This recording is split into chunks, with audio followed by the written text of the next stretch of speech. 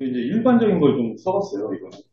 뭐냐면 이제 유형 3개를 이제 간단하게 정의한 건데, 토지만 매입하는 경우가 있고, 그러니까 토지만 매입하는 사람들이 있죠. 그리고 이제 토지 및 건축물을 매입하는, 그러니까 이건 다 사업에 필요한 사업용 부동산 얘기하는 거죠. 그러니까 토지하고 건축물을 이제 같은 땅에다가 이제 건물이 되는, 그걸 일반적으로 많이 하지 않습니까? 그런 사안이 있고, 그리고 이제 토지를 매입한 상태에서 건축 자금을 자기가 이제 건축을 직접 하겠다. 아니면 기존에 자기들이 갖고 있는 토지에다가 아까 지금 이 사례처럼 이제 어떤 신규 건축물을 통해서 신규 제조업을 하겠다. 이런 3가지 경우가 있는데, 첫 번째 이제 토지만 매입하는 경우에는 이제 일반적으로 중진공이나 이런 데에서는 취급을 안 합니다. 왜냐면 이제 토지만 매입한다는 이제 그 투자의 투기에 그런 위험이 있다. 말이 그런 거죠. 그런 이유로 당연히 안 해주고요. 1금융권도 그냥 안 해주고, 그냥 이걸 이제 일반적으로 안 해줄 치다 보는 거죠. 근데 제2금융권인 먼저 우리가 알고 있는 새마을금고나 신협, 수협, 그런 단위농협들, 이런 데들은 해줘요. 해주고, 거기가 이제 뭐, 지목이 농지냐, 아니면 뭐, 그 공장용지냐, 아니면 뭐 창고냐에 따라서 담보 비율이 조금씩 다르긴 하지만, 이거를 취급을 해주고 있습니다. 오히려 여기는 건축자금을 안 해줍니다. 제2금융. 그리고서는 그럼 이거를 가지고 어떻게 하느냐. 결과적으로 이제 1금융권으로 대환을 하고 건축을 하고 싶겠죠.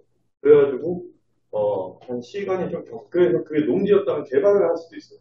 개발해서 지목을 좀 바꿔가지고 관할관청에 어떤 이제 신청을 해가지고 개발한 다음에 농지였던 걸 대지로 전환하는 경우도 있고 그렇게 해서 이제 담보 비율을 좀 더 높게 잡고 시중은행에서 취급할 수 있게 만드는 거죠. 그런 다음에 1금융권으로 대안을 하면은 그 1금융권에서는 아까 말씀드렸던 신용보증기금의 해지신청부 그 기한보증서나 이런 것처럼 건축자금을 만들 가능성이 있거든요.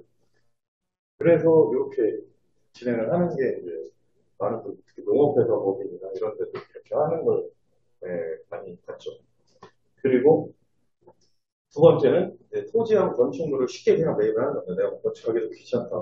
요새같이 원자재값 많이 오르고 인건비 많이 올랐는데 건축물 매입했다가 건축물을 내가 건축을 했다가 비용이 엄청 더 드는 지금 그런 시기거든요. 그래서 제가 이제 요새는 이런 거를 이제 많이 권유를 해드리는 것 같거든요. 어제 업체가 또 공장을 갖고 싶다 이런 대표님들한테는 건축하지 마시고 그냥 한 번에 매입을 하시라는. 그래서 이제 이 경우 근데 이거는 진행이 되려면 보통은 이제 누가 사용하던 공장 건물일 수도 있잖아요. 아니면 이제 산업단지 분양한 경우에는 그렇지 않은 경우에 있지만 분양을 통해서 하는 경우에는 1순위 담보가 그 토지에 거의 없지만 누군가가 사용하던 거를 이제 매입을 한다 하면 거기에는 토지에 보통 이제 1금융권이 2금융권이 담보가 다 있어요. 그래서 이제 공동담보로 토지랑 건물을 다 잡고 있죠. 그래서 그거를 보통은 대환을 한다 이거죠. 대환을 해서 채무자인 공장 소유주는 바뀌고 그거에 대한 이제 은행과 주거래은행과 먼저 1차적으로 협의를 해봐야 되겠지만 안 될 경우가 많아요. 사실 그러다 보니까 이제 다른 금융권하고 이제 이율이나 이런 거를 조절하면서 협상을 한 다음에 대화를 해서 들어간 다음에 그거를 인수하는 그 과정을 밟는 게 이제 우리가 매입할 때 두 개를 매입할 때 가장 많이 하는 거예요. 근데 분양을 받는 경우에는 그렇지 않죠. 분양을 받는 경우에 그냥 은행에서 해줘요. 당연히 뭐 담보가 없으니까. 거기에 담보 가치가 충분히 보장이 되기 때문에 그렇게 진행이 되고. 그리고 지금 말씀드린 그 은행에 관한 관계에서 얘기를 드린 거고요. 그리고 여기는 이제 뭐 아까 말씀드린 보증서나 이런 게 들어갈 여지가 전혀 없어요. 왜냐면은 이미 건축물이 있기 때문에 보증서는 그 땅으로 가치를 이제 건축물에 대한 담보를 다 못 잡을 때 보증서 필요한 거거든요. 그래서 중공 리스크를 담보하는 게 약간 신용보증기금이라고 말씀드렸잖아요. 중공이 된 거니까 그런 보증서가 들어갈 이유가 없는 거죠.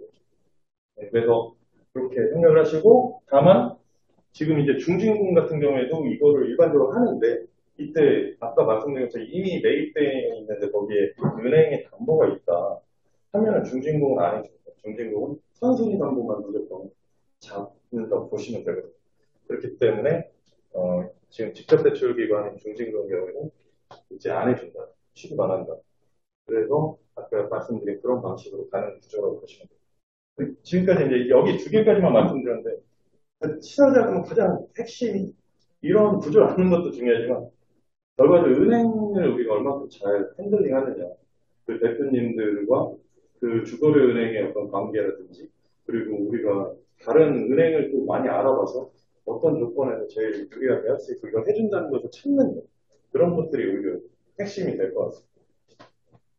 그리고 이제 토지, 뭐, 매입 후 건축자금. 이게 이제 아까 말씀드렸던 해지 조건부, 기한부 보증에 관한 어떤 부분인데, 이제 보통은 토지만으로 이제 담보가 돼요. 자기가 갖고 있는 토지가 있으면 담보가 된다고 치면은 그 건축물에 대한 가치까지 산정했을 때 그 가치를 토지가 다 담보할 수 있다 하면은 그거를 가지고 그냥 보증서 없이 그냥 건축하면 되거든요. 근데 그 담보 가치가 부족하기 때문에 은행은 이제 보증을 요건으로 이제 건축물을 하겠다라고 들어가는 거죠. 그래서 시행보증기금이 거기에 도움을 주는 거고요. 그래서 그게 결과적으로 이제 준공보증서라고 보시면 되는 거죠. 그래서 보통 2금융권에는 그걸 안 해주고 아까 말씀드린 것처럼 1금융만 이걸 진행을 하고 있어요. 그래서 뭐 이제 후취담보라고 말을 드렸는데 이게 어떤 구조냐면 그러니까 해지조건부 기한보증이라는 어려운 단어는 그냥 지우시면 됩니다. 준공보증이라고 생각하시면 돼요. 그리고 그러니까 결과적으로 준공은 이제 계속 기성도를 이렇게 올리잖아요. 건축을 할 때.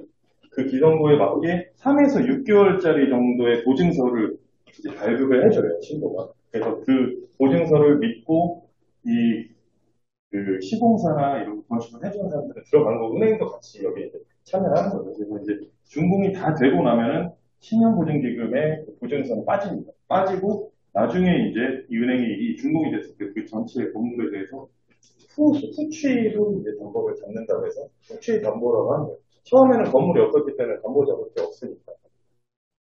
그런 구조이죠.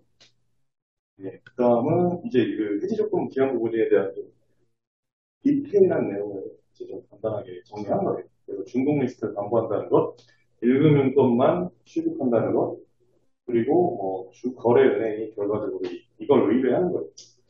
의뢰를 이제 신고 쪽이 하는 거죠. 그래서 이제 은행이 자체 평가를 하는 거죠. 자체 평가를 해서 뭐 건축 허가서나 도급계약서나 이런 것들을 다 갖고 신청이 들어가는 거예요. 그래서 총 소유자금 이거를 산출을 합니다. 은행이. 여기에 뭐 자부담 우리는 얼마가 있다. 근데 대출이 지금 그런데 얼마가 필요하다. 예를 들어 15억이 총 소유 자금이다 하면 자부담 뭐 한 30%는 요새 20%가 아니더라고요. 거의 30% 정도 자부담 비율이 높아졌고. 그런 거를 이제 다 산정해서 은행에서 이제 40, 60, 80%에 대한 자기들의 어떤 그거를 산정해서 은행이 신고에다 이걸 올립니다. 그 리스크를 체크해서. 그래서 신고에 이제 감정가액이 사실은 이제 신고가 근데 이제 그때 신고는 자기들이 감정을 하지 않죠. 감정평가사한테 의뢰를 우리나라 이제 세 개의 감정평가법에 딱 지정이 돼 있어요. 거기에서 이제 예상 감정가액이 나오면 이제 총 소요 금액 은행이 냈던 거랑 일치하는 경우 많지는 않고 오히려 감정가 떨어집니다. 그거 기준으로 40, 60, 80 이렇게 나가는 거예요. 그래서 그렇게 하고 이제 결과적으로 이 보증서는 나오는데 자부담을 확보하는 게 더 중요해요. 건축자. 자부담은 은행이 아니 뭐 자기 기업이 원래부터 갖고 있는 그 자금을 활용을 해도 되지만 보통 이제 또 운전자 확보를 하는 같은 그런 걸 하고 있어요. 신보도 여기서 운전자금 할 때, 시설자금 하니까 신보 너 자부담 할 때 이만큼 해줄게. 뭐 농림수산업자 신용보증기금 같은 데도 자부담은 또 신용으로 얼마 해주고 이렇게 통합적으로 많이들 하거든요. 예. 그렇게 하고 그 자부담을 확보하는 거는 이제 자본금으로 확보를 해야 되지. 거기에 이제 뭐 주인종 단계 차익금처럼 대표가 돈을 넣는 이런 방식으로 하면 안 돼요. 예. 그렇게 해서 뭐 보통은 그 총소유 자금으로 우리가 이제 기재했던 금액의 한 20, 30%는 어떤 자본금으로 이렇게 계정화 시켜야 되거든요.